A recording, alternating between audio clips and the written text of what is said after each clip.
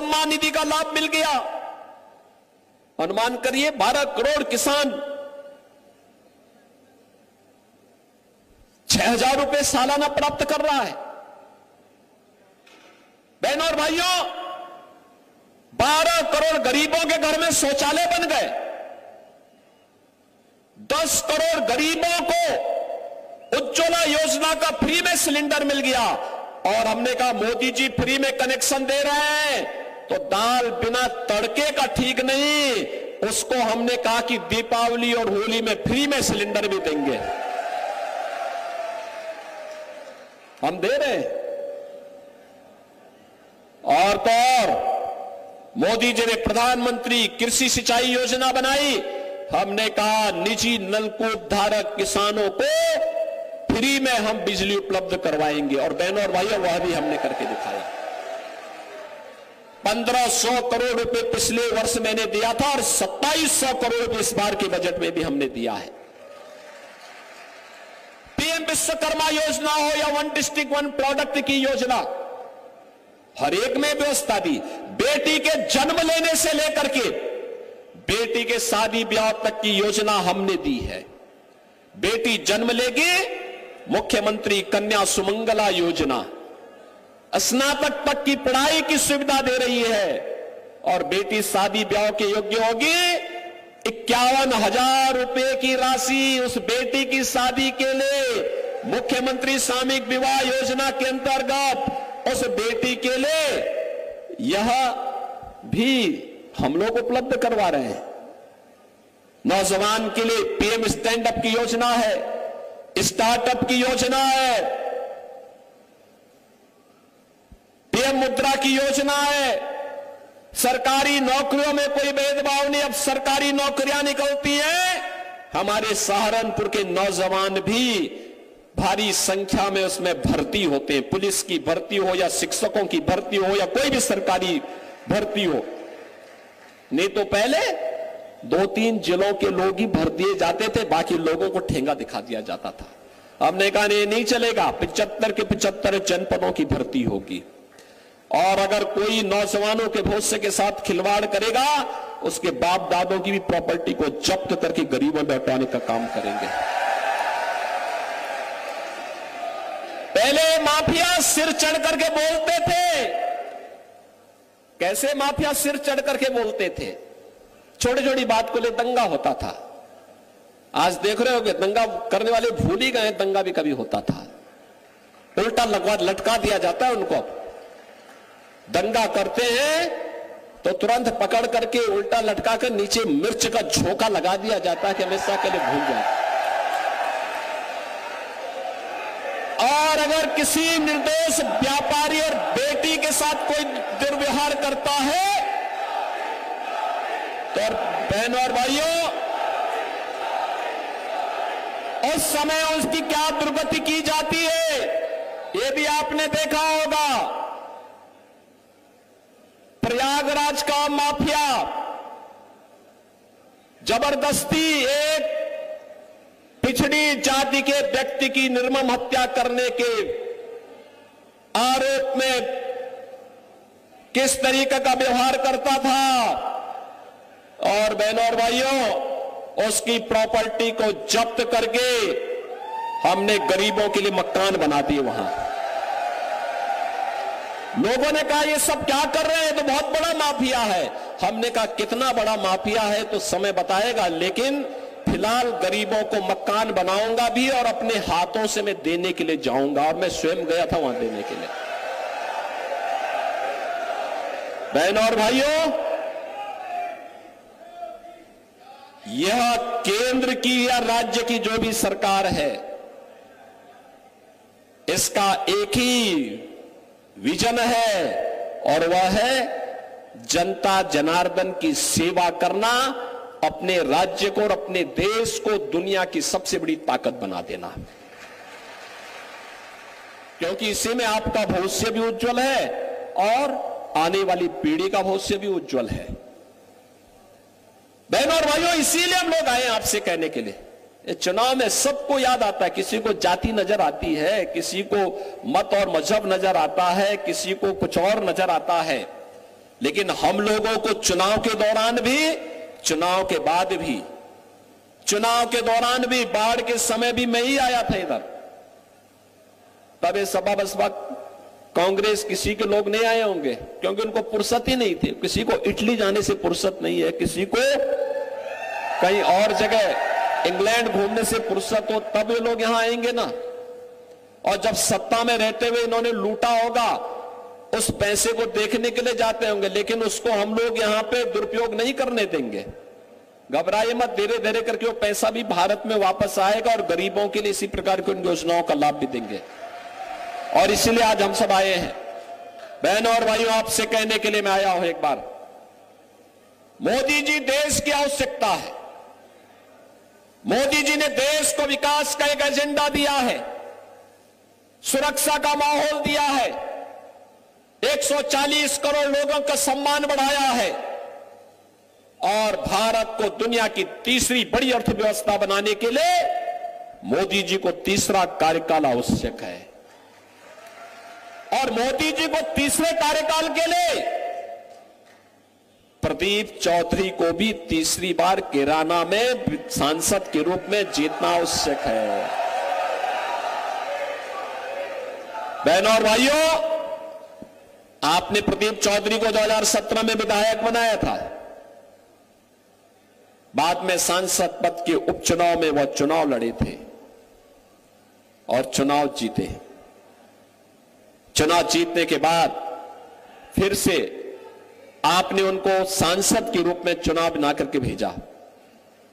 आज फिर से आपके बीच में है। अपनी सहजता, अपनी सरलता, अपनी उपलब्धता, एक संसदीय क्षेत्र काफी बड़ा होता है, गांव गांव जाने का प्रयास होता है, लेकिन हमें देश के बारे में सोचना है। हमने इसीलिए कीरत सिंह को और मुकेश चौधरी को उन विधानसभा क्षेत्रों में दायित्व दिया है, वे विकास के लिए कार्य करें, जो भी विकास की आवश्यकता है उसके बारे में बताएं। ये दोनों लोग मेहनत करते हैं, कार्य करते हैं, प्राणपण से जुड़ते हैं और तब जाकर के विकास की योजनाएं आती हैं। बाढ़ संबंधी समस्या का समाधान करने में लोग सफल हो पाते हैं। बहनों और भाइयों, आपसे ये कहने के लिए मैं आया हूं कि यहां की समस्या का समाधान करना यह हमारा कार्य है, हम लोग इसको करेंगे। देश के हित में हमें बड़े फैसले लेने के लिए देश के अंदर एक ऐसी सरकार चाहिए जो 140 करोड़ लोगों के बारे में सोचे। और इसीलिए कहा जा रहा है ये चुनाव फैमिली फर्स्ट बनाम नेशन फर्स्ट का चुनाव है। कुछ लोगों के लिए अपना परिवार महत्वपूर्ण हो जाता है, वे उससे बाहर नहीं सोच सकते। हमारे लिए तो 140 करोड़ का भारत ही मोदी जी के लिए अपना परिवार है, इसलिए 140 करोड़ लोगों के लिए देश के बारे में मोदी जी सोच रहे हैं। कुछ लोगों के लिए जाति के नाम पर लोग आएंगे, लेकिन जब जाति पे संकट आएगा सब गायब हो जाएंगे, तब इनको ही नहीं दिखाई देगा। ये दंगा पॉलिसी वाले लोग ही जातिवाद भड़का रहे हैं। ये दंगा करवाने वाले और कर्फ्यू करान लगाने वाले लोग आज जातीयता का विस्मरण करने का प्रयास कर रहे हैं। याद रखना, मैंने पहले भी कहा, हमारी सरकार ने दंगा मुक्त वातावरण दिया है, कर्फ्यू मुक्त उत्तर प्रदेश दिया है और दंगा और कर्फ्यू लगाने वालों की गर्मी को शांत करके आपको एक शांत वातावरण दिया है, बहुत शुद्ध वातावरण दिया है। उनको फिर से पनपने का अवसर मत दीजिए। ये जातिवाद की राजनीति, ये जातिवाद की राजनीति भाइयों बहनों, दंगा और कर्फ्यू को आमंत्रण करने की शुरुआत है। बेटी और व्यापारी की सुरक्षा के लिए खतरे की घंटी है, विकास का बैरियर है। यहां के विकास को बाधित करने की साजिश का हिस्सा है। हम इससे ऊपर उठ करके कार्य करें। हमें सहारनपुर के अंदर, गंगोह के अंदर, नकुड़ के अंदर किसी भी प्रकार के दंगाइयों को, किसी भी प्रकार के भ्रष्टाचारियों को, किसी भी प्रकार के उन अराजक तत्वों को जिनके कारण यहां की बेटी, यहां की माताएं, यहां की बहनें, यहां का व्यापारी, यहां का अन्नदाता किसान, यहां का नौजवान, उसके जीवन के साथ खिलवाड़ होता हो, उसको हम यहां फिर से पनपने नहीं देंगे, चाहे वह कोई भी हो। हमारा एक ही मिशन है, जो मोदी जी का मिशन है वही हमारा मिशन है। जो मोदी जी का विजन है उसी राष्ट्रवाद के विजन के साथ, मिशन के साथ हम भी जुड़ करके नए भारत के निर्माण में हम भी कार्य करेंगे। और बहनों और भाइयों, हमें इस बात को ध्यान में रखना होगा, महाराणा प्रताप ने यही कहा था, महाराणा प्रताप ने यही कहा था, उन्होंने कहा था मैं किसी भी धर्मी के सामने, किसी विदेशी आक्रांता के सामने मैं सिर नहीं झुका सकता। देश का स्वाभिमान होता है। महाराणा प्रताप ने अपनी लड़ाई देश के स्वाभिमान के लिए लड़ी थी, राष्ट्रीय स्वाभिमान के लिए लड़ी थी। उन्होंने कहा था कि हम किसी भी विधर्मी के सामने सिर नहीं झुका सकते। वह लड़ाई सत्ता की नहीं थी, राष्ट्रीय सम्मान की थी, राष्ट्रीय स्वाभिमान की थी। और आज की लड़ाई भी राष्ट्रीय सम्मान और राष्ट्रीय स्वाभिमान की लड़ाई है। और इसलिए बहनों भाइयों, एक तरफ भारत के सम्मान और स्वाभिमान की लड़ाई लड़ने वाली भारतीय जनता पार्टी है, और दूसरी तरफ भारतीयता को, भारत के सम्मान को ठेस पहुंचाने वाली कांग्रेस और उनके नेतृत्व की इंडी गठबंधन में जुड़े हुए सपा और अन्य दल हैं। इनके करामात आप देख सकते हैं। मुझे एक बात बताओ, मैं पूछना चाहता हूं, अयोध्या में राम मंदिर के निर्माण में खुशी हुई है ना? हुई है, हुई है। आप मुझे बताओ, अयोध्या में राम मंदिर का निर्माण क्या ये कांग्रेस, सपा या बसपा के लोग करा पाते क्या? ये लोग करा पाते क्या?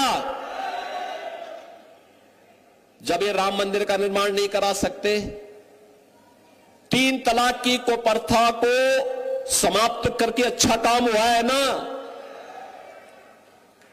यह भी कुप्रथा कांग्रेस ने ही दी। जब ये लोग 3 यानी नारी गरिमा के प्रतीक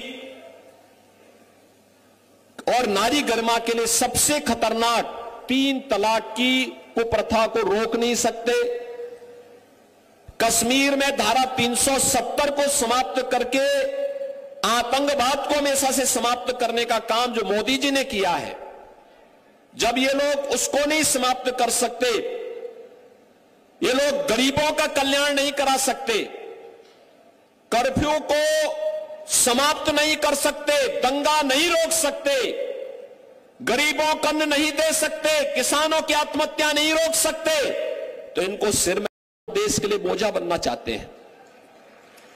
मत ढोइए इनको, बोल दीजिए कि भाई तुम्हें बहुत मौका दिया है, अब जाने दो भाई, बहुत हो गया है। और जो कोई जाति की बात आपके सामने कहता है, कहता तब कहां थे जब राम मंदिर का आंदोलन चल रहा था? तब कहां थे जब कांवड़ यात्रा पे रोक लगाई जा रही थी? तब कहां थे जब मुजफ्फरनगर का दंगा हो रहा था, जब वहां कर्फ्यू लग रहा था, जब निर्दोष लोग जेल के अंदर डाले जा रहे थे? यही सुरेश राणा थे, महीनों जेल में बंद थे, क्योंकि इन्होंने मुजफ्फरनगर के दंगे का विरोध किया था। और बहनों और भाइयों, इन लोगों से प्रश्न पूछ करके इनको कहना चाहिए कि भैया जब उस समय नहीं थे, संकट के समय नहीं थे, तो इस समय तो कम से कम नया संकट पैदा मत करिए, अब मत पैदा करिए। अब आप जाइए, हमें अपना निर्णय लेने दीजिए। देश सही दिशा में जा रहा है, प्रदेश सही दिशा में जा रहा है। हमें अपने प्रदेश के लिए कार्य करना है, अपने देश के लिए कार्य करना है, अपने जनपद के लिए कार्य करना है, अपने गंगोह और अपने नकुड़ के लिए कार्य करना है। और इसको लेकर के हमें आगे बढ़ना है और इसके लिए लक्ष्मी जी आवश्यक है और लक्ष्मी जी के लिए कमल आवश्यक है। और इस बार तो सोने पे सुहागा है, आरएलडी का नल होगा और बीजेपी का कमल होगा। बहनों और भाइयों, ये नल और कमल मिलकर के फिर से देश के विकास की फसल को लहलहाएगी पूरा। सहमत है ना? सहमत है? तो आप मुझे एक बात के लिए आश्वस्त करेंगे, मुझे इस बात के लिए आश्वस्त करिए कि आप में से हर व्यक्ति प्रदीप चौधरी बनकर के मोदी जी का प्रतिनिधि बनकर के घर घर जाएगा। सभी लोग सहमत हैं? घर घर जाओगे, एक एक वोट बीजेपी के चुनाव चिन्ह कमल के फूल पर डलवाओगे। सभी लोग सहमत हैं? तो अपनी आवाज को इतनी जोर तक बोलना कि मोदी जी तक, दिल्ली तक आपकी आवाज पहुंचे। दोनों हाथ पकड़ के बोलेंगे, भारत माता की, भारत माता की, भारत माता की जय श्री राम, जय जय श्री राम।